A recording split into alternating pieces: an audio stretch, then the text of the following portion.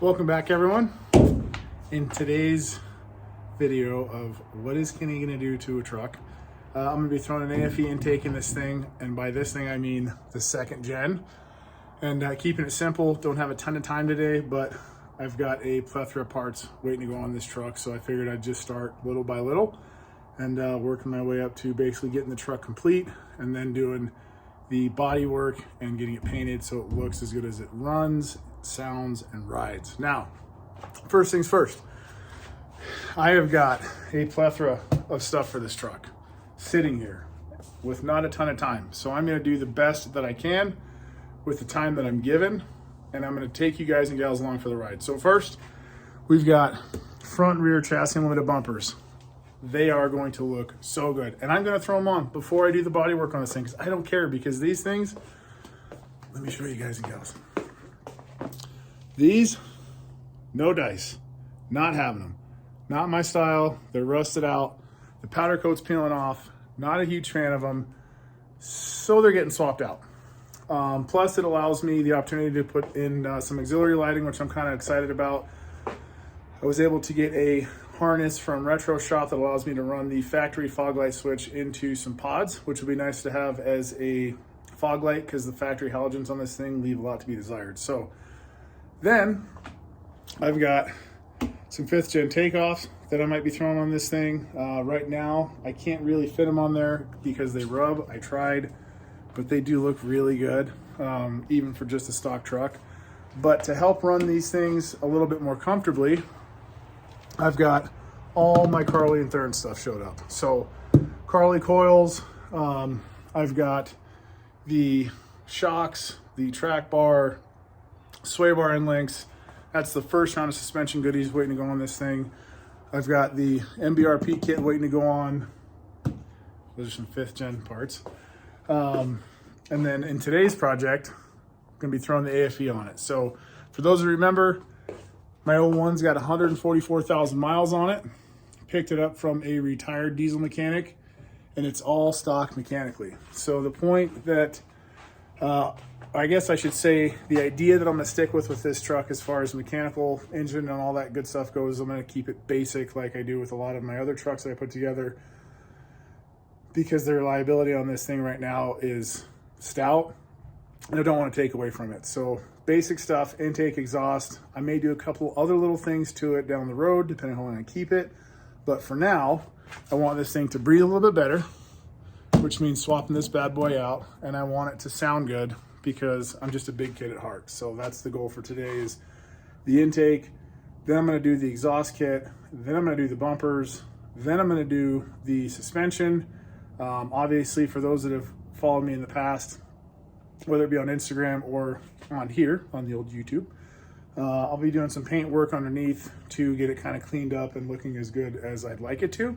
So let's get started with the intake. So first things first, it's actually pretty easy to get these things off. You got a couple of these clamps that have to pop off. The top part of the box will come off. You take the filter out. It does have some grommets that secure the lower portion of the box to the inner fender liner. And then you've got a couple of these Phillips heads that you've got to take off to get the little brackets here and the one on the turbo loosened up so you can pull all that off. So I'm going to get to work on getting that off, and then I'm going to assemble the AFE, and then I'll drop the AFE in here, tighten everything down. We'll go to town.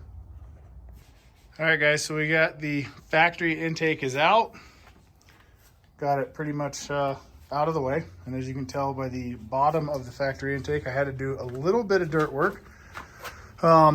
These grommets sit in the bottom of the factory air box, and they actually snap onto some posts that are under the hood right here on the fender. So I'm going to pop all those into the AFE box. You guys can see that there's 3 little openings right there. So I'll pop these into there, snap that in after I pop the filter in, which is right there. And then last but not least, the intake tube, and then the last clamp to secure this to the turbo.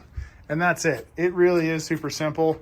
If I wasn't so OCD in cleaning everything up, this would have probably taken literally about 20 minutes.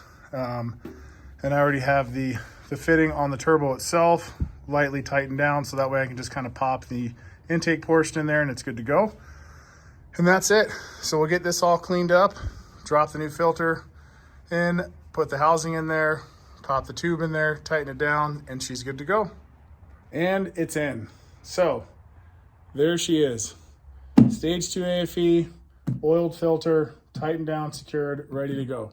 Now, we'll do a little recap. So for starters, the box itself, if you guys and gals remember, reuses the 3 grommets from the factory base of the factory air box. I did use a little bit of WD-40 to finagle them into the base so I could snap the base down into here and make sure that it's secure, which it is. 2, your intake tube and filter, that's easy to do. Bolt it down, you're good, right? Well, not so much. Now, I'm not saying it was super tough, but right inside here on the filter, there's kind of a little groove that actually snaps into the box itself.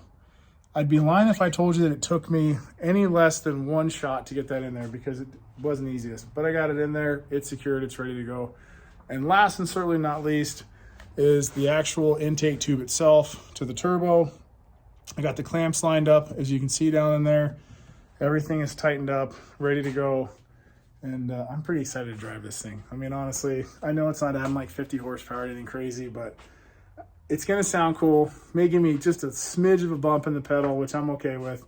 And I think that, coupled with the exhaust that I'm gonna throw on this thing, the truck is just gonna sound the way that it should, in my opinion, which is like a diesel, which I'm pretty pumped for. So the second mini project for the day, before I gotta get out of here and go run my errands and do all my fun adult stuff, is I'm gonna take the rear wheel liners out. I'm gonna run the truck to the car wash, spray off inside both driver and passenger side, and see what I'm starting off with inside here.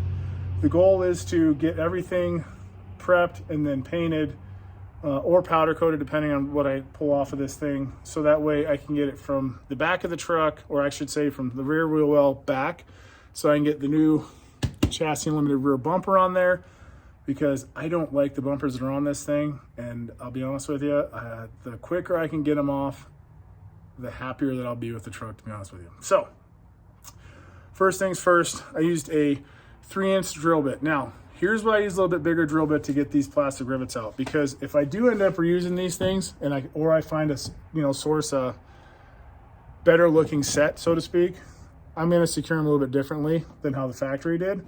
So I wanted to give myself options for something a little bit different. What? I've got a couple ideas, but I'm not 100% set on it. And I'll tell you, for those that remember or see them, so this was the factory mud guard that was on here. It's got an 11 mil on the front. Obviously it had an 11 mil bolt on the back. Those are gone and they're going to the trash. So that's the project for now, because these wheel liners didn't do anyone any good, as you can tell. The passenger side's actually in really good shape. I didn't actually see a whole lot of anything on it. So, but obviously removing the rear fender liners is going to tell me the full truth. So for now, I'm going to get these out, run to the car wash, get it all cleaned up, and then I will make another video as far as prepping all this goes, getting it painted, and then installing the rear bumper. So that's it for today. I hope you guys and gals enjoyed it. If you have any questions or comments, leave them down below, and I would appreciate it if you subscribe. And I'll see you guys here pretty soon. Thank you.